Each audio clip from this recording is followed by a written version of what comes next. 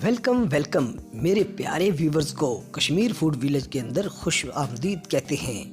आज हम बनाने जा रहे हैं एक ज़बरदस्त, लाजवाब और शानदार तरीके से कद्दू का हलवा। ये इतना ज़बरदस्त बनेगा कि जो भी खाएगा इसकी तारीफ़ किए बगैर नहीं रह पाएगा। वो जी भर के खाएगा और तारीफ़ ही करता चला जाएगा।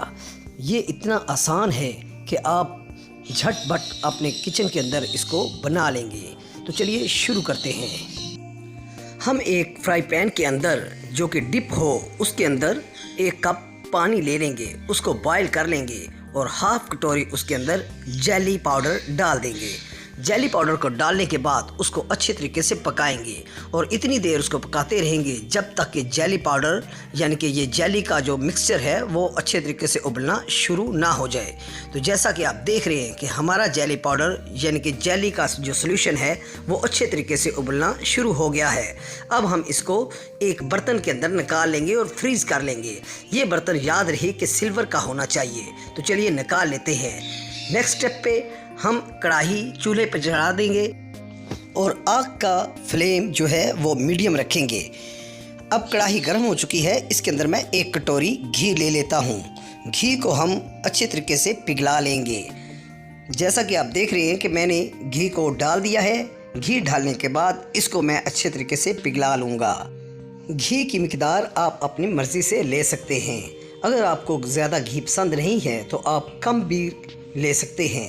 मैंने 1 कटोरी ही लिया है ताकि अच्छे तरीके से हमारा कद्दू का हलवा बन जाए। अब इसके अंदर जाएगी 1 कटोरी सूजी। सूजी को इसके अंदर डालने के बाद मैं अच्छे तरीके से इसको भी घी के अंदर भून लूँगा ताकि सूजी का लाइट ब्राउन कलर हो जाए। जैसा कि आप देख रहे हैं कि मैंने पकाना सूजी को शुरू कर दिया है। सूजी को 5 से 10 मिनट में मुसलसल इसके अंदर पकाता रहूँगा ताकि सूजी कच्ची ना रह जाए, घी के अंदर अच्छे तरीके से फ्राई हो जाए। तो लीजिए जनाब, हमारी सूजी आप जैसा कि आप देख रहे हैं घी के अंदर हाफ ब्राउन हो गई है और अच्छे तरीके से पकना शुरू हो गई है। अब मैं इसके अंदर डाल दूंगा 1 कटोरी मैदा। तो लीजिए जनाब, मैंने 1 कटोरी मैदा ले लिया है। इसको मैं हाफ भुनी हुई सूजी के अंदर जो है वो पकाना शुरू कर दूंगा और इतनी देर तक पकाता रहूँगा जब तक कि ये मैदा जो है वो घी को अब्जॉर्ब ना कर ले, यानी कि हमारा टोटल मिक्सचर जो है वो खुश्क ना हो जाए। जैसा कि आप देख रहे हैं, जैसे ही मैंने मैदा को डाला तो हमारा मिक्सचर खुश्क होना शुरू हो गया है। मैं 5 से 10 मिनट इसी तरीके से इसको भी पकाता रहूँगा। तो लीजिए जनाब, हमारा मिक्सचर काफ़ी पक चुका है। अब मैं इसके अंदर 1 कप पानी डाल दूँगा ताकि मैं पानी के अंदर इसको अच्छी तरीके से फ्राई कर सकूं और इसको अच्छे तरीके से पका सकूं। सूजी और मैदा इस मिक्सचर के अंदर अच्छे तरीके से पकना शुरू हो जाएंगे। आप 5-1 मिनट इसको मुसलसल इसी तरीके से पकाते रहेंगे। अब मैंने डाल दिया है इस मिक्सचर के अंदर कश किया हुआ कद्दू। इस कश किए हुए कद्दू को मैं अच्छे तरीके से इसी मिक्सचर के अंदर पहले भून लूँगा ताकि बेहतर तरीके से हमारा ये कश किया हुआ कद्दू जो है इसका सारा पानी जो है इसी मिक्सचर के अंदर खुश्क हो जाए। इसको अच्छी तरीके से मैं पकाता रहूँगा। अब हमारे तीनों चीज़ें जो हैं वो अच्छी तरीके से पकना शुरू हो जाएंगी।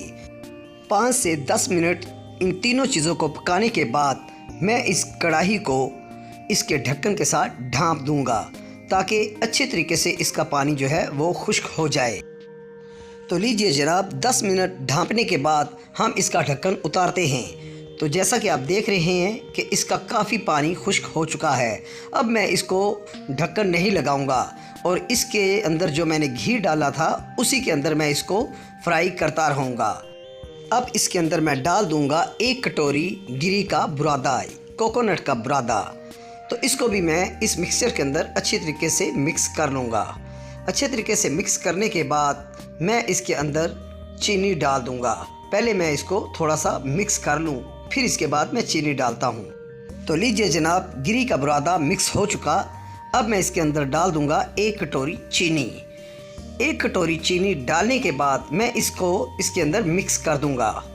चीनी को मिक्स करने के बाद मैं इसको इतनी देर पकाऊंगा कि चीनी इसके अंदर मिक्स तो हो जाए, मिक्स होने के साथ साथ पिघल भी जाए, मेल्ट भी हो जाए और इसका मीठा भी अंदर तक चला जाए। आप जो चीनी है वो अपनी मर्ज़ी से कम या ज़्यादा डाल सकते हैं, जैसा आपको मीठा पसंद हो। तो जैसा कि देख रहे हैं कि हमारा हलवा अच्छे तरीके से पकना शुरू हो चुका है। मैं इसको 5 से 10 मिनट इसी तरीके से मुसलसल पकाता रहूँगा। अब इसके अंदर मैं ड्राई फ्रूट डाल देता हूँ। गिरी, सौगी, कटी हुई गिरी और 4 मगज़। आप अपनी मर्ज़ी से इसके अंदर ड्राई फ्रूट डाल सकते हैं, ना भी डालना चाहें तो ये ऑप्शनल है, आपकी मर्ज़ी है। मैं इनको इस मिक्सर के अंदर अच्छे तरीके से पका लूँगा। जैसा कि आप देख रहे हैं कि हमारा हलवा तकरीबन सारा पक चुका है। 2-3 मिनट और पकाने के बाद इसको मैं डिश आउट कर लेता हूँ। तो लीजिए जनाब, अब मैं अपने तैयार किए हुए हलवे को इस बाउल के अंदर डिश आउट कर लेता हूँ। अगर आपको हमारी वीडियो पसंद आ रही है तो मेहरबानी फरमाकर हमारे चैनल कश्मीर फूड विलेज को सब्सक्राइब करें, लाइक करें, शेयर करें और कमेंट करें कि आपको हमारी वीडियो कैसी लगी है। ये कद्दू का हलवा आपको बहुत मज़ा देने वाला है।